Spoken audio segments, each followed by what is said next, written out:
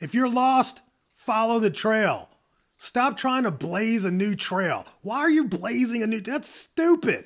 You don't have to blaze a new trail because success leaves clues. Yeah.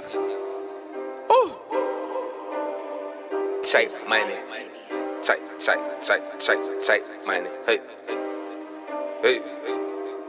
Woo. I do not feel no pressure, I just put in extra effort. I do not feel no pressure, I just put in extra effort. I do not feel no pressure, I just put in extra effort. I do not feel no pressure. Hey, look. Yo guys, what is up? This your boy John Lawson. We are ready to really dig even deeper. So last episode rather, we really kind of started into the meat and potatoes.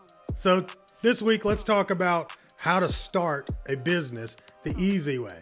Well, look, it could be somewhat of a misnomer because, starting a business is sort of like giving birth.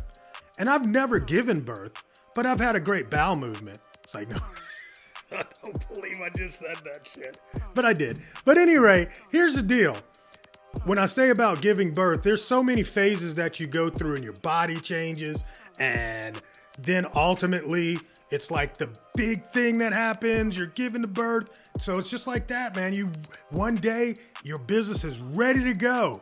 But after you've given birth, you have to raise the child. And that's when the real work starts.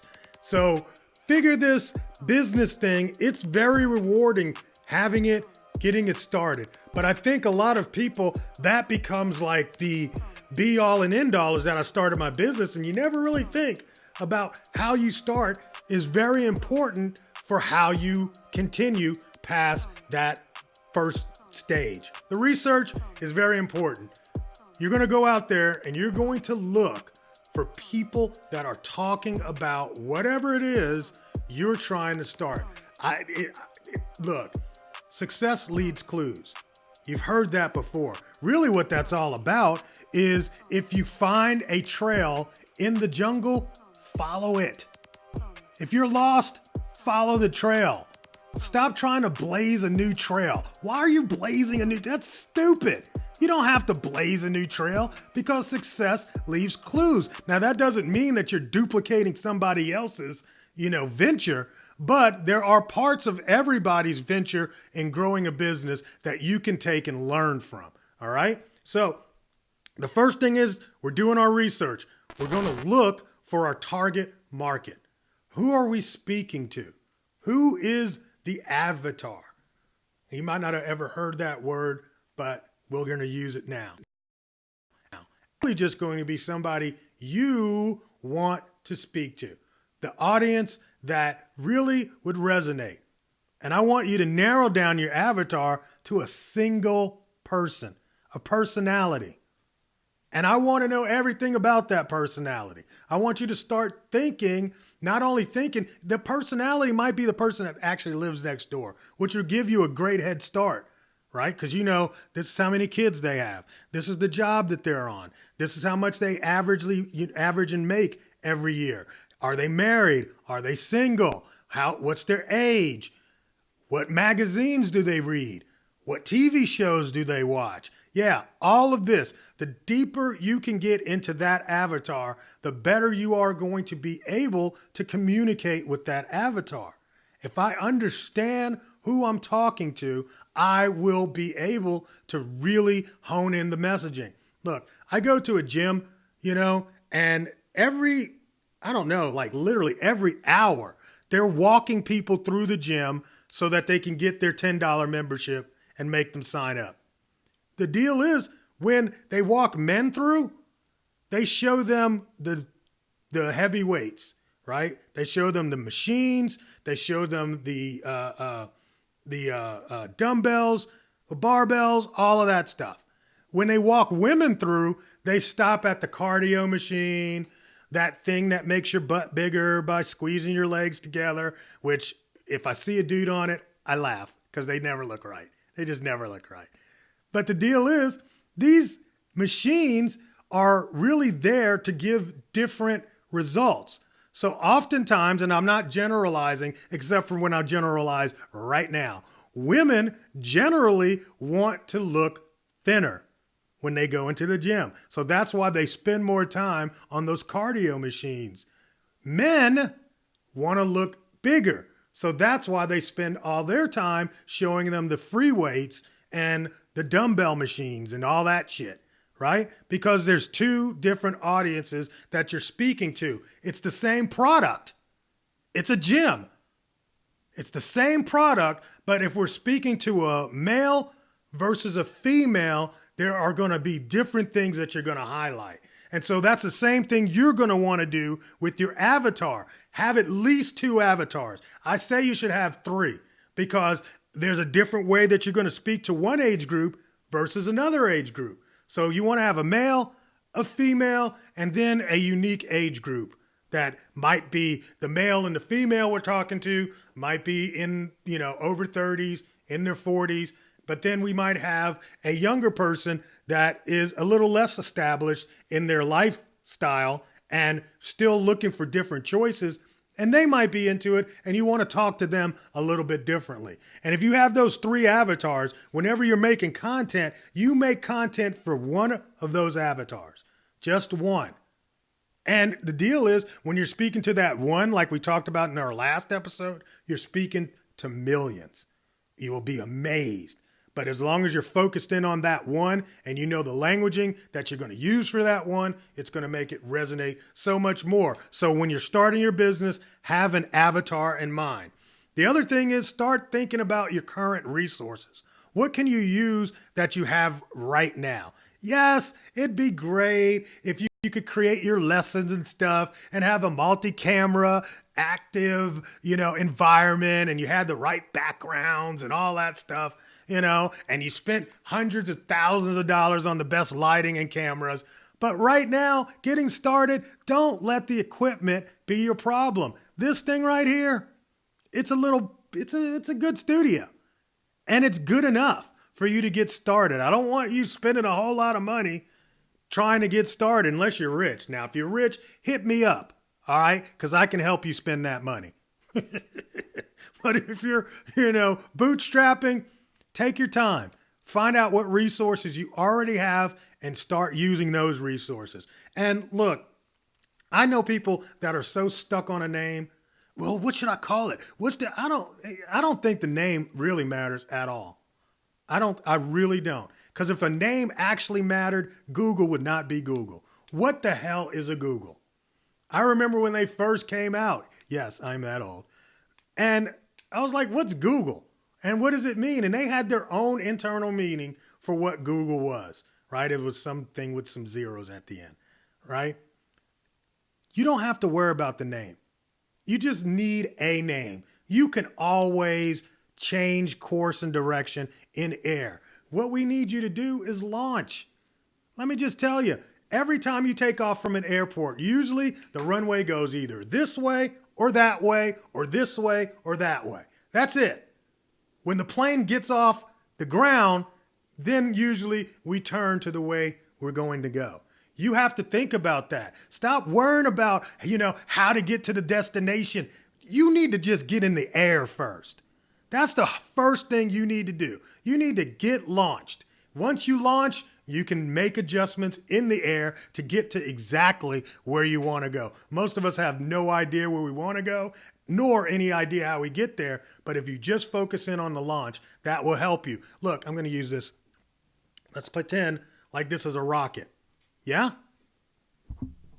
All of this in the rocket ship exists for this part to go in the air.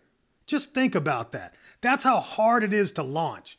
So most of our energy, we need to worry about launching. Once the capsule is in the air, then we can move to a different location. We can navigate to where we want to go. So we're going to spend our time worrying about the launch, right? Like I said, 90% of the rocket falls back to the earth. So it's not even usable. So don't even freak out on all the other parts that we're trying to get to. We're really just trying to get launched. So we do that by checking out our current resources. All right? And we don't care about the name that big. We don't care, right? Do you need a business license? Maybe. Maybe not. Maybe not. Not to get launched. See, once we get in the air, we can always create our business license. However, if you're looking to sell physical products, or if you're looking to sell physical products that you purchase from somebody else, then you're going to need a business license. If we're talking about teaching what you know, you don't need a business license yet. Not to launch. All you need is that button, right? So we're going to get you to that area without having all of the, load of worried about where we're going to go and having, I don't even want you to write a business plan. I don't want, your business plan probably is just how am I going to get launched? This, 3 to 5 years way down the road. And you got to think about, I never had a business plan. I don't even have a business plan about what I'm going to speak about next week. It's like, no, I kind of do, but not totally, because I want to be free enough to make adjustments. So don't sit around and worry about, because I know people get stuck. It's like, oh, I'm working on a business plan and I see them 6 years later. So how's that business plan? I go, yeah, I'm trying to finish that business plan. Really? Hell, if you'd just started something, you would have been way farther than you are right now, stuck on trying to figure out how to finish a damn business plan. I'm not against business plans. I think they're great, yada, yada, yada. Bullshit. You don't need it, not to launch. All right. Now, the last thing I want to talk to you about again was the avatar and why it's so important, because you really want to know who you're selling to. And the more you know about them, the easier it's going to be to sell to them. The more you know about their life, what their challenges are, what are some of the things that are really holding them back. If you can tap into that, like I'm actually tapping into that with you right now. Many of you have been frustrated. You've been frustrated before. Somebody told you needed a business plan. Somebody told you that you needed a license. Somebody told you that you needed to know how you were going to formulate your corporation. Are you an LLC or are you going to be an S Corp and all that shit? And you got so overwhelmed with all of that, you never made your knitting book because you were worried about how to get all of that crap. I'm telling you, just tell somebody, I got a knitting course. I can show you how to knit a blanket. Would you like to learn? And guess what? Somebody's going to say yes. And that's going to be your first client, already launched. And you're going to create your business simply by answering the questions of that person or those persons that don't know how to, I was going to say what, I don't remember how to do what, knit, curl, shit, boom, knit, curl, shit, boom, right? They don't know how to do that. And you're going to teach them how to do that. And in order to do that, how much business plan do you need? How long does it need to be? It doesn't. Just get started. Find somebody that you can teach. And the deal is, while you're teaching them, you're actually creating your course. You're actually creating your business, because as we go through the process, you're going to start taking notes about what it was. So here's the deal. I'm just going to talk about with a learning, because this is what we're really talking about, teaching what you know. You just need to know like the first 2 modules, right? So maybe if we're doing a knitting, you're going to need to know what's the difference between this wool and that wool, and here's the needles that you need to buy, right? That's episode 1 and episode 2. If you have that down and you're able to teach that, by the time you start teaching that, people are going to start giving you understanding about what information you need to teach on 3, 4, and 5 level, right? So I don't want you to spend all your time creating this long course about how to knit and then go launch and find out, don't nobody want that shit. If you do this and you move along, once you get launched, and then take that capsule and push it to where it needs to be going based on the response that you're getting from people that you're teaching, it will help you start a business the easy way. Does that make sense to you? I hope so. If not, rewind, watch it again, rewind, watch it again. because I'm giving you the secret to how to start your business without a lot of money, without a lot of rigmarole, overhead, literally using the resources you already have, getting out there, finding that avatar, and asking them, how can I help you? All right, it's your boy John. Next week, we're going to talk about when to quit your job. I know. That's the one. When do you quit your job? I'm going to help you with that. All right, I'm out. Peace.